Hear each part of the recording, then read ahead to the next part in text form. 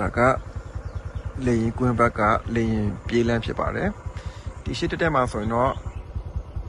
ကျိုင်းတောင်မြို့မှာလန်လင်းစော်ကျိုးလိုပါကြီးစာရေးထားတယ်ဒါကမြို့ထဲကိုပြန်ကွေ့သွားတယ်အခုကျွန်တော်မြို့ထဲကိုပြန်သွားပါတော့မယ်ဒါကမြို့ထဲကိုသွားတဲ့လမ်းမှာဒီမှာတစ်ခုထူးခြားတာကဒီနားလေးကအရန်လှပါတယ်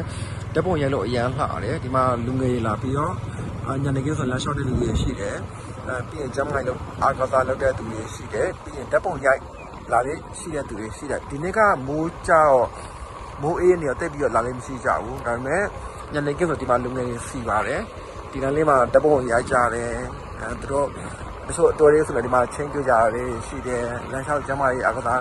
လုပ်ကြရလေးလည်းရှိပါတယ်ဒီရှိတက်သွားရင်တော့အရှိသွားရင်ကျွန်တော်ကမြို့ထဲကိုသွားပါတော့မယ်အခုကျွန်တော်မြို့ထဲသွားနေပြီပြီးရင်ကျွန်တော်အခါဈေးဆိုတော့ပြပေးမယ်ကျိုင်းတို့မှာကကျွန်တော်ဈေးနှစ်ခုရှိတယ်မနက်ခင်းမြို့မှာဈေးကြီးဆိုတာနဲ့ညနေခင်းမှာအခါဈေးဆိုတာပေါ်ကြတာရှိတယ်အခုကကျွန်တော်ကအခါဈေးပြပေးမယ်အခါဈေးကပုံပြီးတော့ဈေးနှုန်းချိုတယ်လို့လည်းအများစုကပြောကြတာရှိတယ်ဒီအရှိတက်လေးပဲလေဘန်းကလည်းမြို့ထဲကိုသွားလာတဲ့လမ်းမှာရှိတယ်ခုနကကျွန်တော်ပြခဲ့တဲ့မြို့တော်ခမ်းမသားနေမှာပါပဲအဲ့ဒီအခါဈေးဆိုတာကကျွန်တော်ပြပေးမယ်အခါလေးတဲ့ကျွန်တော်ဝင်နေပြီဆိုင်ရရန်စုပ်ပါတယ်ညနေကချင်းတော့ဒါကျွန်တော်ပြပေးမယ်ဝင်နေလမ်းကိုနော်ဘာလို့ရှိလဲဆိုတာ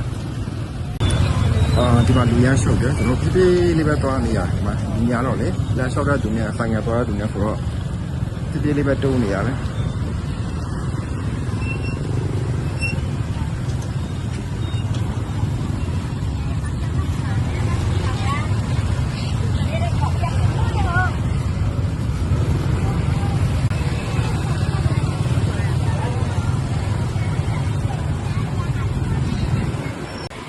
ကျွန်တော်တို့မျိုးတွေကိုဝင်လာပြီရှေ့မှာမြင်နေရတာကဒါကဖျားကြီးအဝိုင်းပတ်ဖြစ်တယ်ကျွန်တော်မျိုးတွေကိုသွားမယ်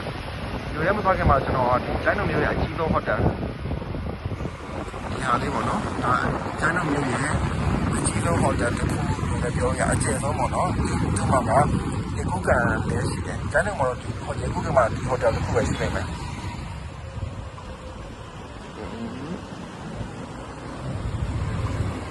ဒီဟိုတယ်မှာကျွန်တော်ပြကြည့်ဝမ်းဘက်ကနေကျွန်တော်လာပြီမြို့လဲကိုကျွန်တော်ပြန်သွားတော့မယ်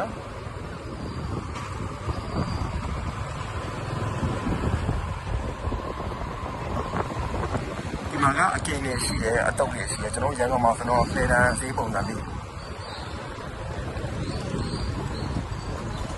ဒါကဘောလုံးပွဲမှာ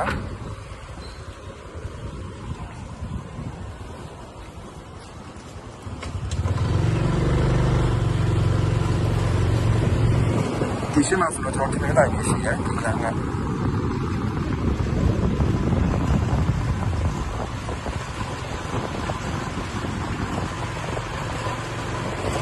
တော်မြို့ရဲကိုပြန်သွားမယ်ဒါဆိုရင်တော့ကျွန်တော်မြို့လေကောင်ကြောက်ပံရောက်လာမယ်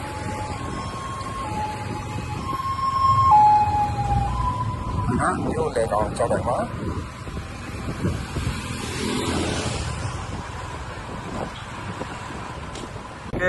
ကျွန်တော်ကျန်တော်မျိုးကြီးကိုပတ်ပြီးတော့ပြလုပ်ပြီးသွားပြီကျွန်တော်မျိုးလဲကပြန်လာပြီဒီမှာရက်မလဲဆိုတော့ဒီမှာရက်လိုက်မယ်ဒါမြို့မစိ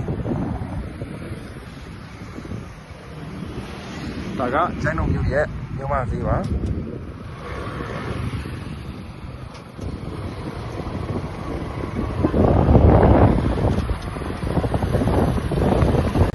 โอเคကျွန်တော်ဒီမှာပဲဆုံးသက်လိုက်မယ်နော်ဒါကကျိုင်းတို့မျိုးရဲ့နိုင်ရင်ဖြစ်ပါတယ်အခုဆိုတော့ကျွန်တော်ကျိုင်းတို့မျိုးအကြောင်းကိုတမြင်လုံးနှီးပါတော့နှစ်နက်အနှံ့ပြပြောခဲ့ပြီးပြီအဆုံးထိကြည့်ပေးတာကျေးဇူးတင်ပါတယ်